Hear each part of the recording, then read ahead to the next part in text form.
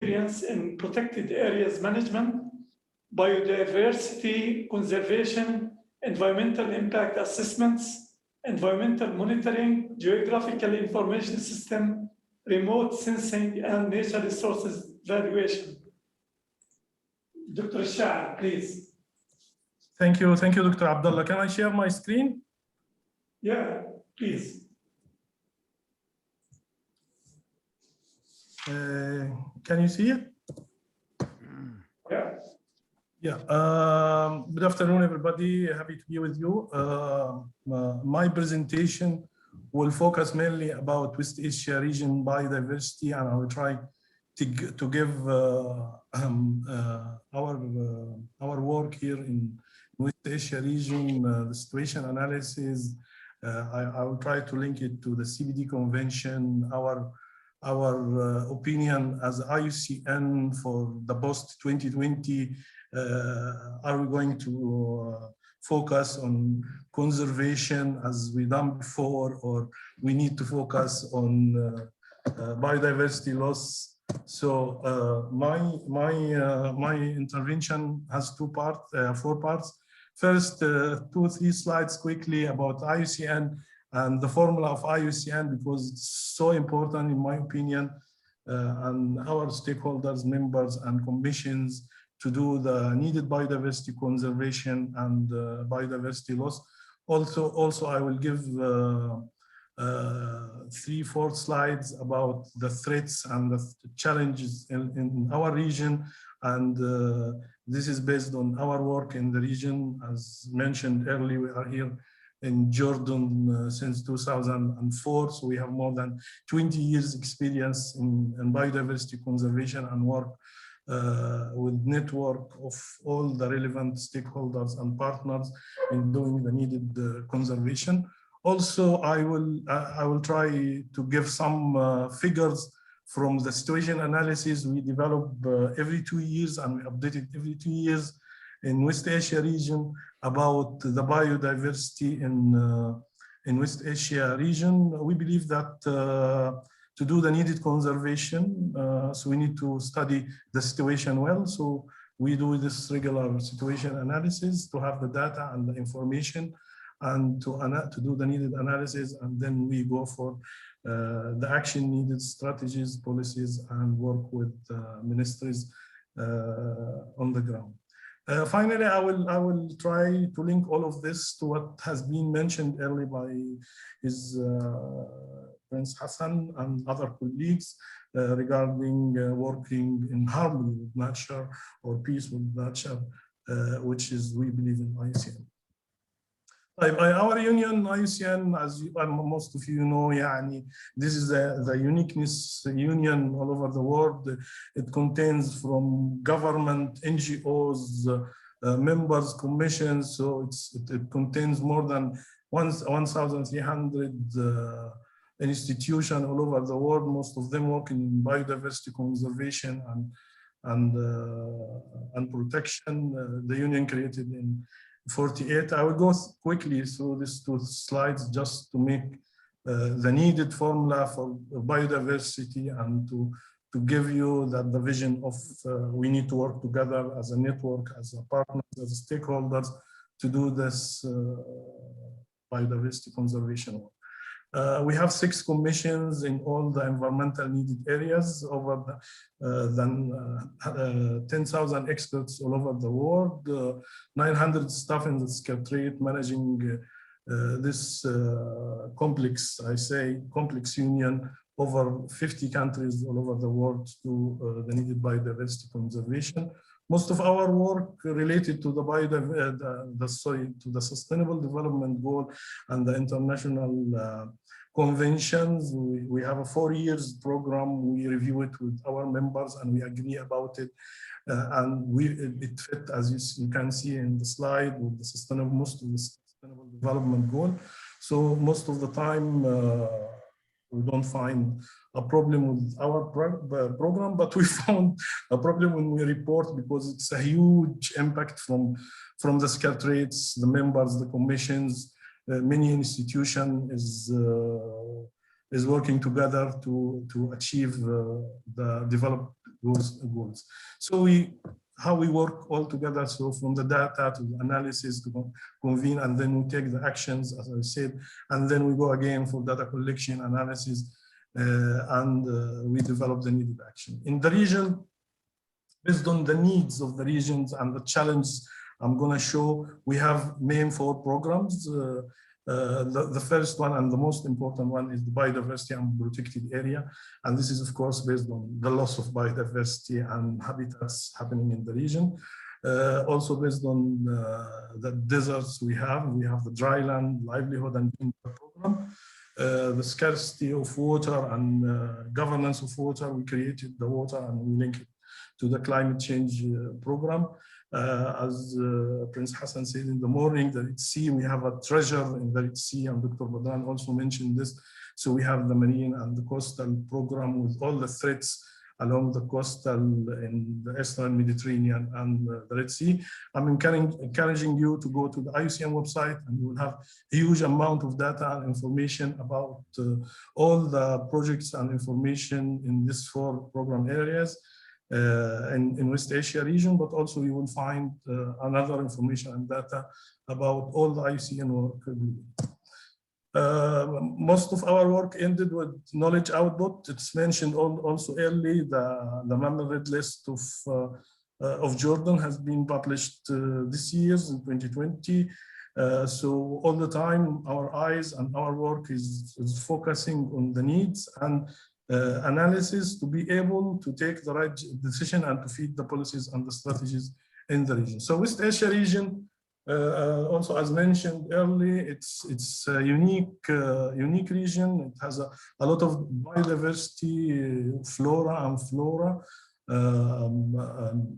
We have more than this is what is recorded, but I'm sure we have more than 4,000 species in some countries. A large number of endemic taxa also occur in the region. The total number of unknown endemic flora is estimated around 3,397.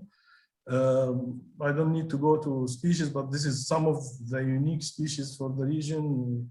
It's recorded, and from time to time we are monitoring these species, especially the endangered one, which is listed in the red list species, fishes as well, birds. We have a lot of information about this.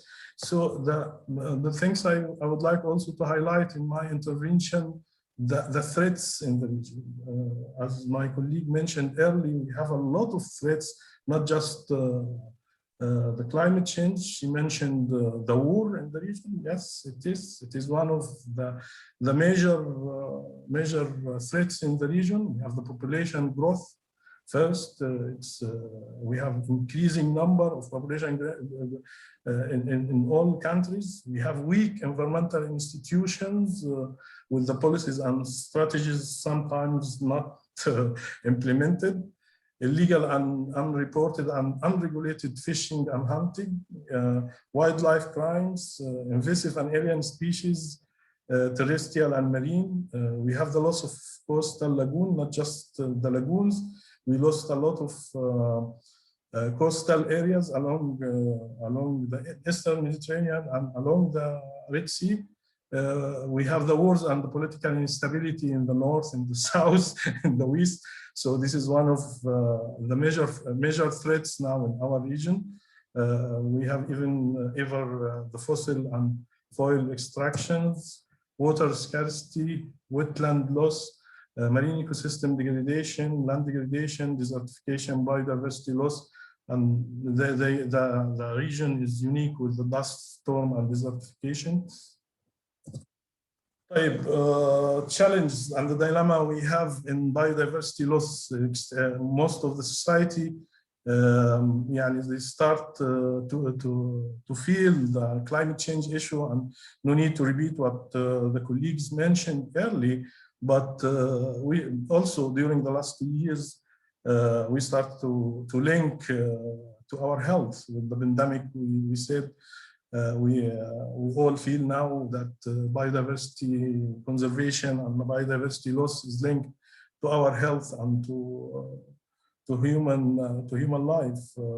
But the issue of feeling that the biodiversity loss is affecting our life, I see it. The society doesn't feel it, doesn't care about biodiversity loss, rather than feeling like what's happening in Jordan 2 years ago with the flood or something like that, but they don't link it to biodiversity loss.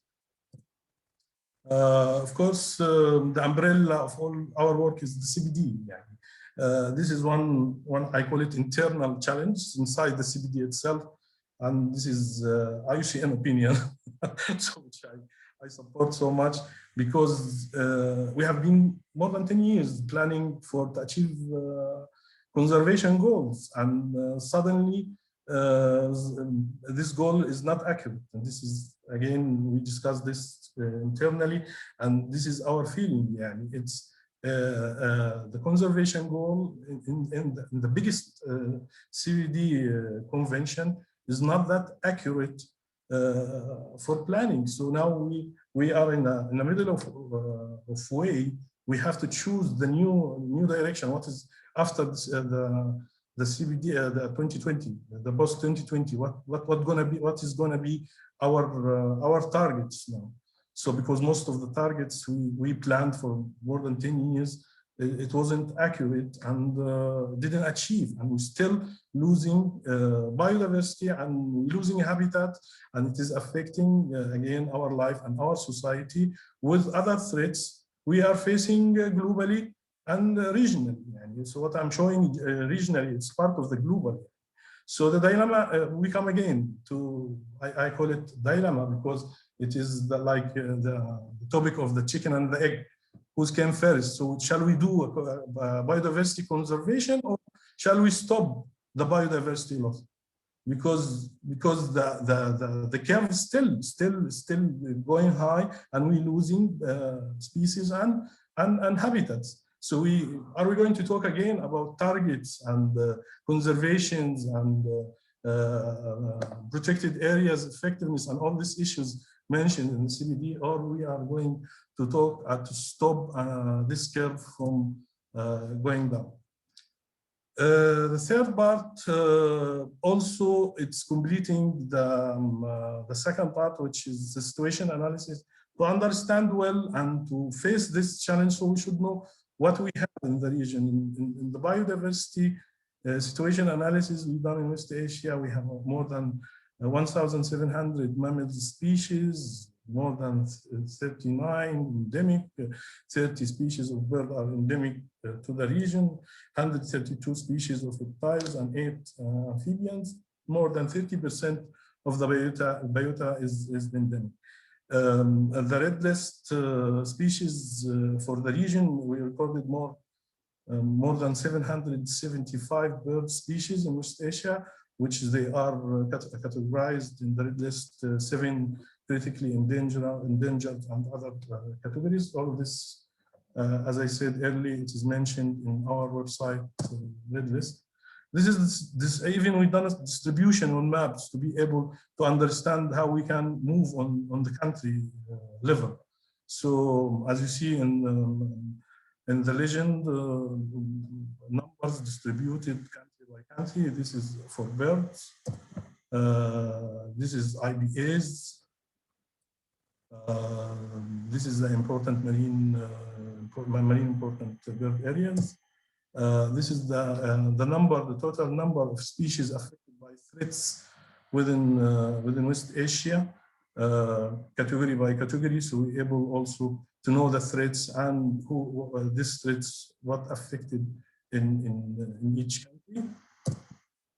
Total number of critical endangered species according to the red list, country also by country. And the tools for biodiversity conservation, we all agree that the protected area is just a tool. If we don't have threats or challenges, we don't need a protected area. But I will give you some figures, scary figures. So a total number of 534 protected area, 60% to 70% it's a paper parks. So I'm declaring a protected area just to say I have a protected area, but this is not the aim. Over 150 protected areas terrestrial, 24 biosphere. Is this with this all these challenges and threats is enough?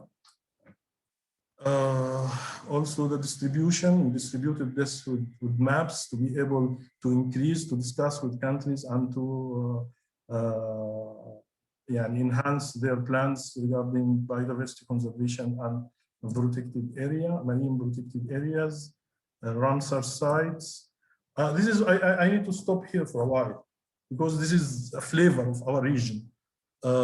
This is the governance of protected, and this is from the UNEP WCMS website. This is the kind of governance for protected. If you see the Middle East, the blue one is not reported. So that's mean the information is not there. So you can see that the big part of the column is blue. So this is one also of the things our region needs to be improved and enhanced is to work more on data gathering and upload it to the relevant and international organization to be able to work effectively on the management effectiveness. Of course, the other kind of governance, for example, our region, the Middle East, is the government part is less because, as I said, the not reported part is bigger. North America, for example, is highest in governance by government. This is all the international conventions ratified and signed by countries, and from time to time we support all the strategies and policies regarding the conventions to make sure that the needed biodiversity conservation is. Recommendation. This is based on our work also in the region. So we need urgent policy action to transform economic, social, and financial model to stabilize biodiversity loss in the next 10 years. We need to stop this curve. Simple as that. Yes, biodiversity conservation, it is in the top of our agenda, but we need to stop losing species and habitats in the region because this is not becoming any more fun. It is affecting our life. Such action include the ramping up nature conservation for solving the climate emergency. Now we have this climate change big issue, and we have this losing biodiversity all over the world, not just in our region. So we have to work with it effectively. So the framework must aim to bind the curve. This is IUCN new target, halt the net loss of biodiversity by 2030 and to achieve recovery and restoration by 2050. So this is the mission we believe that could be ambition.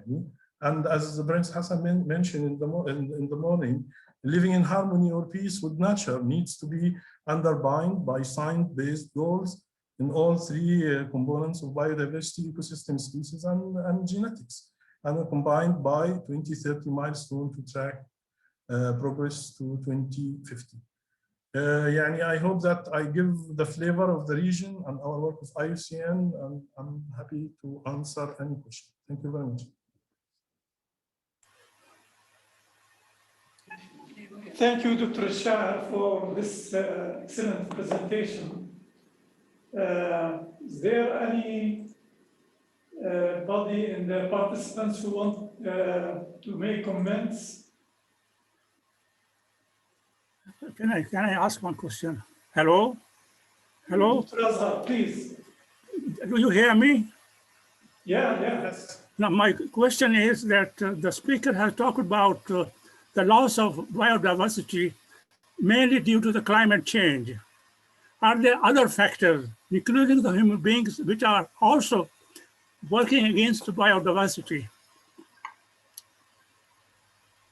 Yes, maybe a misunderstanding here happened. I didn't link biodiversity loss to climate change. I said that yes, we have the climate change problem, which is affecting the biodiversity. There are some habitats and species, they are shifting based on climate change, but biodiversity loss, from my opinion, is a big problem, and we should face it similar like we are facing the climate change, and we should stop the curve from increasing and losing more biodiversity and habitats. This is exactly what I say. My point was there are other elements than the climate change which are affecting the biodiversity, including the human beings and their behavior. Yes, I listed, I can show it again.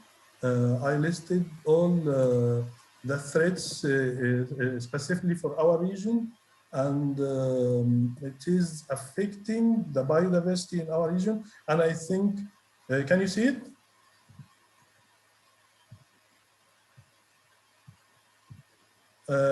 We have the population growth, we have the weak environmental institution, illegal fishing and hunting, wildlife crimes, invasive alien species in terrestrial and marine, loss of coastal lagoons and coastal areas, war and political instability, as mentioned by the colleague, even the fossil fuel extraction, water scarcity, all of this, we have work on it, and it is affecting the biodiversity loss and causing the problem of, I say, biodiversity loss, and even it is linked to the human life. Thank you very much. Thank you very much. Any other comments from ladies, hopefully?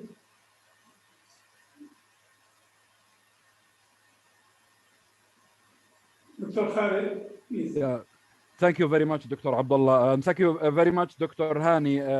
Very impressive, very informative presentation.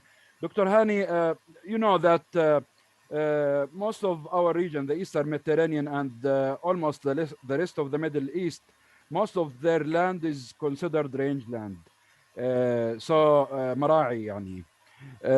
Is there special articulated mission or endeavor that will be put from our region in the post-2020 that is targeting the issue of the rangeland, providing that the rangeland in our area harbors let's say, the hottest spots of biodiversity.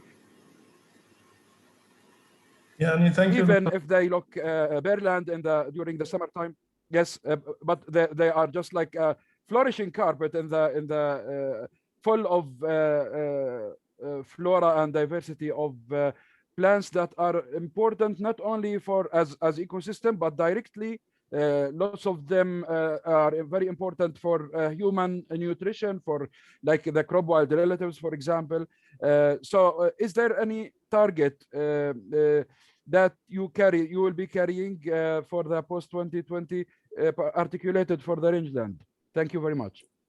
Thank you, Dr. Khalid. Yani, this is a really needed question, as I said, because you touched one of our program and initiative in the region, which we have been working more than 20 years on it.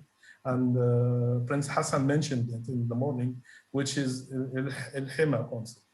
Okay, so El Hema concept, in my opinion, it is the solution for all what you have just said. It's a traditional way of protection and dealing with this rangeland, with the traditional way of protection with local communities.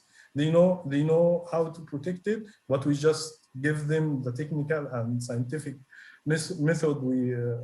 We are aware about it to support them and to work with them in the field for protection and keeping the biodiversity there, and meanwhile to get the economic benefit, I said, from protection. So they do the rotation of the protection for their halal, as you said, and meanwhile we protect the biodiversity in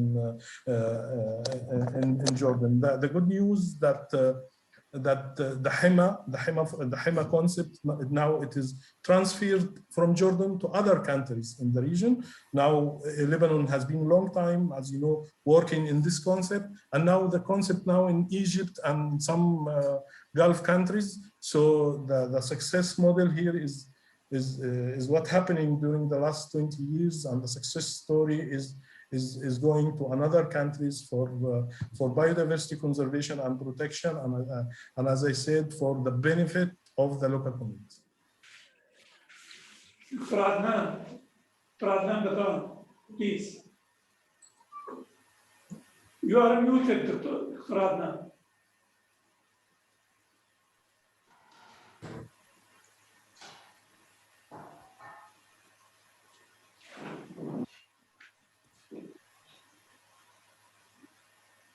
Okay. Yeah, go ahead. Can I have a small question also? Yeah. The question here, Mr. Chairman, the question here, you see, our area is arid and semi-arid zone. I won't consider it as a rangeland. It's really between a rangeland and a desert land, a dry land, completely dry. When I say dry, it doesn't receive more than 100 millimeters of rain per year.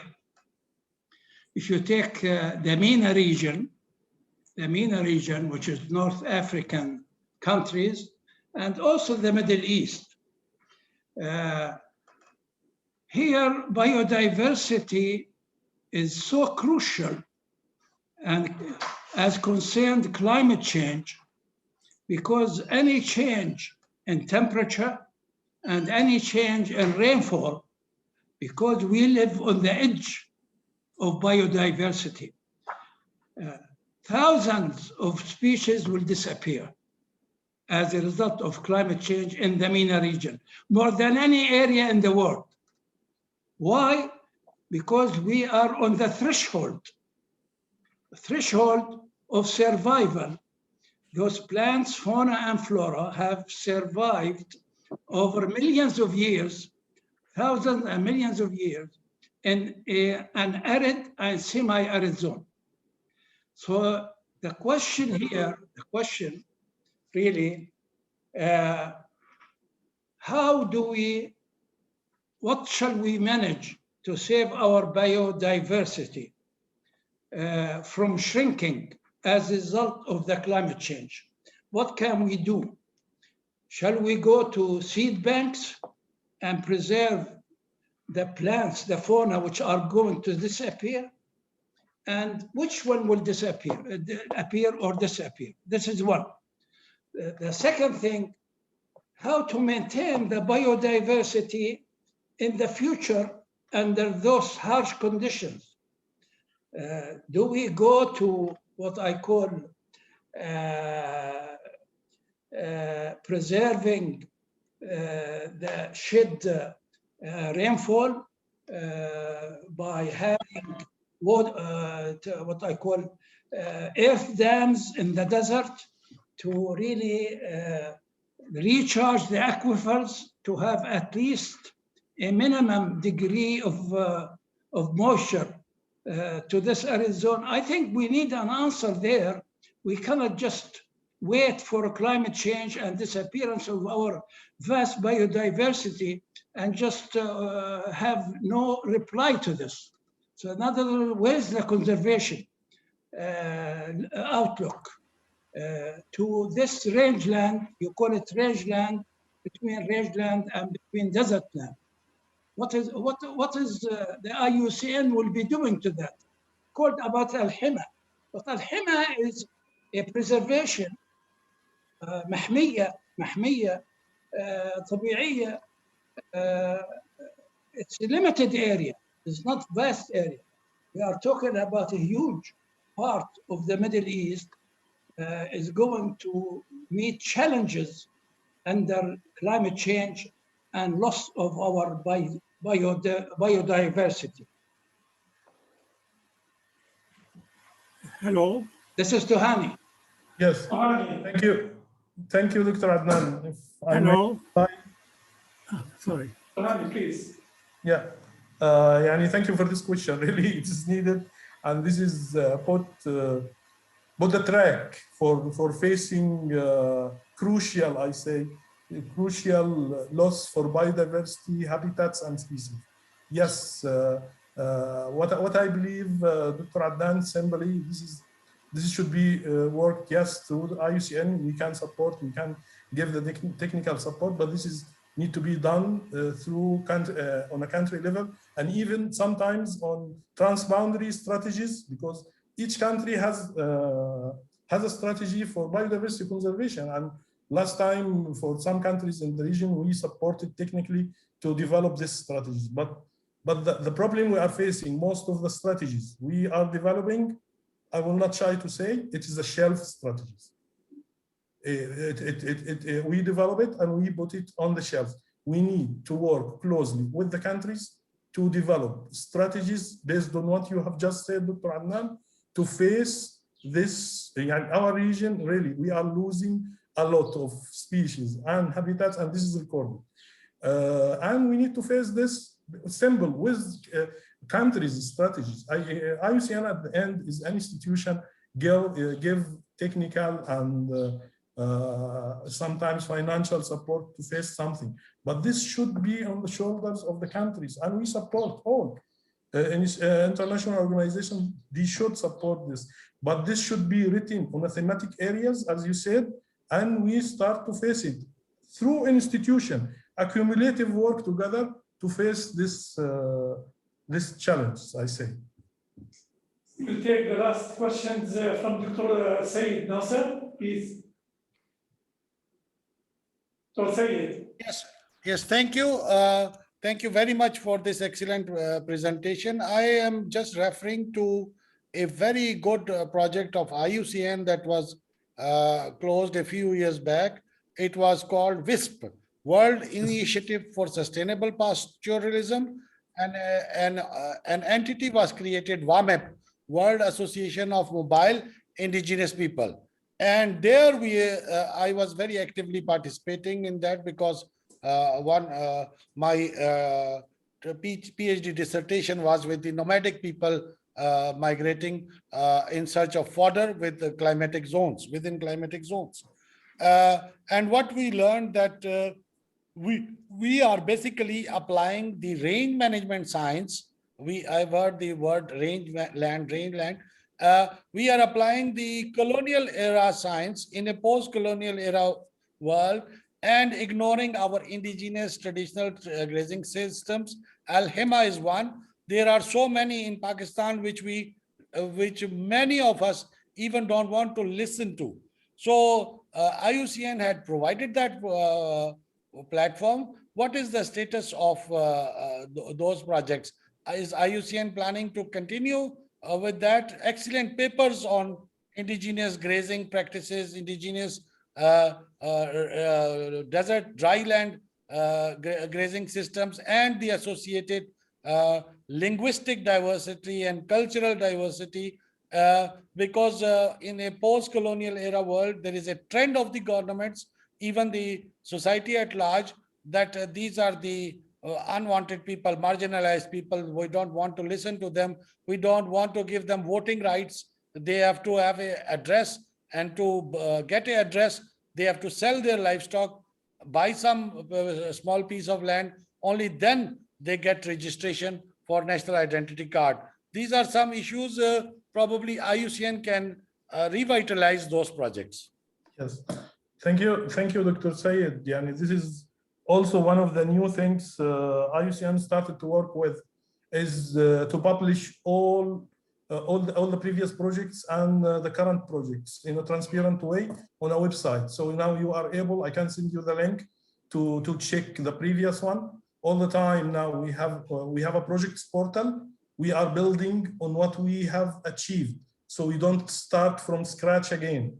So what we have achieved, for example, in here the projects regarding Al-Hema, since Hema Bani Hashim, now we are building on it in a regional project between Egypt, and Jordan, and we are going to continue in the in North Africa with Tunisia and Morocco. So in this case, we are building based on the success stories we have achieved. For the project you have just mentioned, it is on the portal, and we will try. I will send to Dr. Abdullah the link for the online project portal, so everybody can get benefit from this portal. Thank you. Thank you very much. We will proceed